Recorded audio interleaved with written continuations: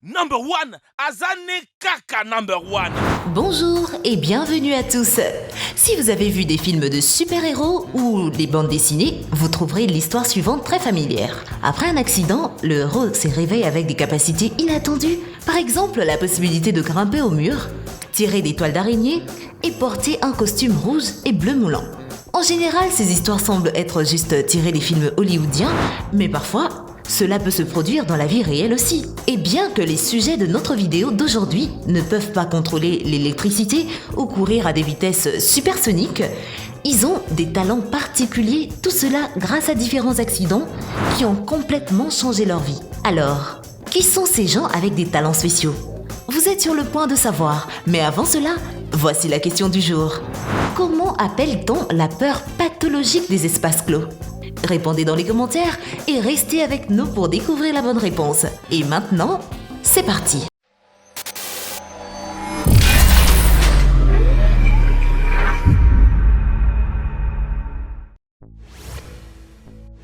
Et surtout, n'oubliez pas d'aimer et de vous abonner pour ne rater aucune de nos vidéos. Jason Padgett. Jason était un gars ordinaire, il aimait s'amuser et faire la fête. Il était absolument convaincu que la mathématique est une science inutile qui ne pouvait pas être utilisée dans la vie réelle. Et il n'avait aucun doute là-dessus. Mais le soir du vendredi 13 septembre 2002 a tout changé. Padgett traînait à côté d'un bar karaoké avec ses amis quand il a été attaqué. Deux inconnus l'ont frappé à la tête par derrière et l'ont volé. À l'hôpital, on lui a diagnostiqué une commotion cérébrale, mais quand il est rentré chez lui, il s'est rendu compte qu'il y avait quelque chose d'anormal. Pour Jason, le monde entier est soudainement devenu pixelisé comme un jeu d'ordinateur de la vieille école.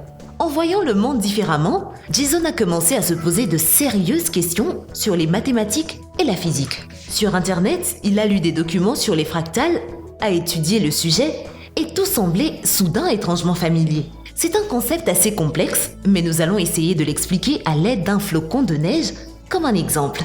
Lorsque vous effectuez un zoom, vous verrez qu'il est composé de petits flocons de neige. En zoomant plus, vous verrez des flocons de neige encore plus petits et ainsi de suite à l'infini. C'est que Padgett a commencé à dessiner. J'avais littéralement 1000 ou plus de dessins de cercles fractales. Toutes les formes que je parvenais à dessiner étaient la seule façon que j'avais de communiquer efficacement ce que je voyais, a-t-il avoué. Finalement, Jason a commencé littéralement à visualiser des formules mathématiques et il a évolué d'un simple d'esprit en un génie. Son cerveau a été scanné à l'université Aalto à Helsinki et les chercheurs ont constaté que Padgett avait accès à certaines parties du cerveau inaccessibles aux gens ordinaires. En plus, son cortex visuel fonctionne en même temps que la partie du cerveau qui fait des calculs mathématiques. Padgett a été diagnostiqué du syndrome du savant acquis. C'est une maladie rare grâce à laquelle une personne affiche des aptitudes exceptionnelles et un ou plusieurs champs de connaissances se démarquant du reste. Aujourd'hui, Jason vit encore dans un monde mathématique et n'a aucune idée de la façon dont il vivait sans se savoir. Derek Amato. Est-il possible de plonger dans une piscine et en ressortir un génie ? Nous ne voudrions pas tester cette théorie parce que ce qui est arrivé à Derek Amato est assez rare. À l'âge de 39 ans, Derek a plongé dans une piscine peu profonde et s'est cogné la tête. Le résultat était une commotion cérébrale sévère et 35% de perte auditive. Mais avec la commotion cérébrale, il a acquis un don étrange. Il a commencé à voir la musique. Selon ses propres mots, la musique a tout à coup rempli sa tête. Il a commencé à voir des carrés noirs et blancs qui lui rappelaient les touches du piano. Ok, il a dû se cogner très fort. Même si Derek jouait de la guitare avant l'incident, ses compétences musicales ont soudainement augmenté à un point tel qu'il a pu composer de la musique pour piano et jouer, bien entendu, bien qu'il n'ait jamais étudié cela. Le gars a été diagnostiqué de la synesthésie. C'est une forme particulière de la perception lorsque certaines conditions, concepts, phénomènes et symboles tout à coup reçoivent des qualités supplémentaires telles que l'odeur, la couleur ou le son. Ça sonne un peu terrifiant, mais ce plongeon pas très réussi dans la piscine a changé Derek Amato en un compositeur réussi et célèbre pianiste. Lee Herzeg. Pour la plupart de sa vie, Lee était passionnée par la course et les quads. Elle n'a jamais montré aucun intérêt pour l'art ou mathématiques, mais en octobre 2009, elle est accidentellement tombée dans un ravin et a souffert de blessures graves au cerveau et à la moelle épinière. Les médecins ne savaient pas si elle serait capable de marcher à nouveau. Cet événement l'a changée en une autre personne, littéralement. Elle ne se souvient pas du tout de sa vie passée et ne reconnaît même pas sa propre mère. Mais maintenant, elle est une talentueuse artiste et poète. Elle aime passer du temps à étudier des équations mathématiques complexes. En plus, elle peut voir le son quand elle écoute la musique et entendre les couleurs. Ok, cela semble complètement fou. En plus de ses souvenirs, Lee a également perdu la capacité de ressentir des émotions depuis lors. Elle a appris à sourire et rire en réponse aux signaux sociaux, mais dit qu'elle ne ressent pas ou ne comprend pas cette réaction. Son état est si incroyablement rare qu'il a fallu de nombreuses études scientifiques et des analyses du cerveau pour la diagnostiquer du syndrome du savant que nous avons déjà mentionné. Alonso Clemens. Étant un enfant, Clemens a subi une blessure grave à la tête qui a changé sa vie pour toujours. L'accident l'a laissé avec une déficience intellectuelle, avec un quotient intellectuel entre 40 et 50. Il ne peut manger seul ni même attacher ses propres lacets de chaussures. Mais la blessure a eu un effet secondaire étrange. Une étrange capacité à façonner des figures animales, étonnamment détaillées dans de l'argile. Alonso a commencé à sculpter à l'école, où il était assis en silence sur son bureau à l'arrière de la salle de classe, faisant de tout petits animaux sur des morceaux d'argile. Lorsque les enseignants ont emporté l'argile, il a commencé à gratter des morceaux de résine du trottoir autour de l'école et de travailler sur des sculptures à la maison la nuit. Aujourd'hui, Alonso Clemens est considéré comme un grand sculpteur. Il peut jeter un coup d'œil sur n'importe quel animal à la télé et en moins de 20 minutes, il peut faire une belle copie en 3 dimensions et étonnamment précise, même si c'est la première fois qu'il le voit. Alonso crée principalement des sculptures des chevaux, d'antilopes et de taureaux. Et si vous lui demandez comment il parvient à atteindre une telle vitesse et une telle précision, Alonso va juste sourire et pointer sa tête parce que c'est son accident qui a fait de lui un génie. Orlando Cyril.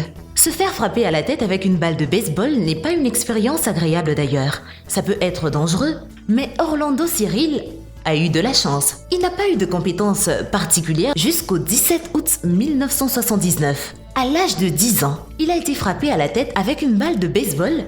Le coup est venu de la gauche, Cyril est tombé au sol, mais finalement se leva et continue à jouer. Il n'a pas obtenu de soins médicaux parce qu'il n'a pas dit à ses parents ce qui était arrivé, comme tout garçon âgé de 10 ans aurait fait. Orlando a souffert de maux de tête sévères, mais bientôt, ils ont disparu, remplacés par une incroyable capacité à effectuer des calculs de calendrier de complexité incroyable. Il peut aussi se rappeler du temps où il était et ce qu'il a fait un jour après l'accident. Autrement dit, le garçon a soudainement une mémoire phénoménale. Bientôt, les médias ont pris un intérêt pour son inhabituel suivi par des scientifiques qui ont mené une série de tests d'IRM sur Cyril. Malheureusement, le site officiel du gars talentueux a aucune information sur les résultats de ces tests. Ben McMahon. Beaucoup de gens considèrent le chinois comme l'une des langues les plus difficiles à apprendre. Avec tous ses différents symboles complexes et ses intonations bizarres, Ben McMahon de l'Australie a une opinion différente après un accident de voiture.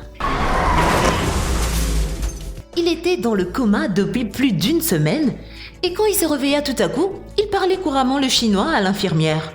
Il lui a demandé alors un morceau de papier et un stylo et a écrit « J'aime ma maman, j'aime mon père ». Je vais guérir. En chinois, évidemment. Ces nouvelles compétences confondaient à la fois les médecins et ses parents qui n'ont jamais parlé chinois. Ben ne parlait pas chinois non plus, même s'il avait l'habitude d'apprendre à l'école, mais soyons honnêtes. Combien de ce que vous avez appris à l'école vous souvenez-vous en étant adulte si vous ne l'utilisez pas? Il a fallu à Ben 2 ou 3 jours pour se rappeler comment parler anglais. Il ne réalisait même pas qu'il parlait chinois. Après avoir découvert ses nouvelles capacités, il a déménagé de Melbourne à Shanghai pour étudier le commerce dans une université locale. Tommy McHugh. Tommy McHugh est un artiste et poète britannique, mais il n'est pas célèbre pour cela, ou plutôt pas seulement grâce à cela, mais aussi à cause de la façon dont il a obtenu son talent. Quand il était jeune, McHugh n'était pas très modèle comme citoyen et est même allé en prison.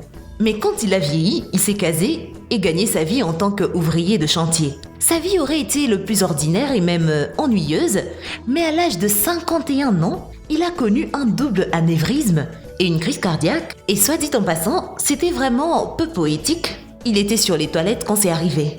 Makyu ressentit une forte douleur dans la tête et a perdu conscience.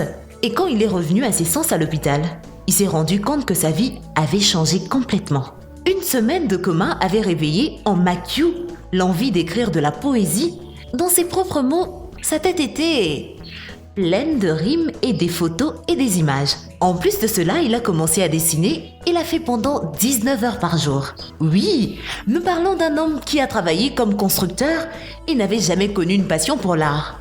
Makyu pourrait peindre 9 tableaux à la fois et quand il manquait d'étoiles, il continuait sur le sol, les murs et le plafond.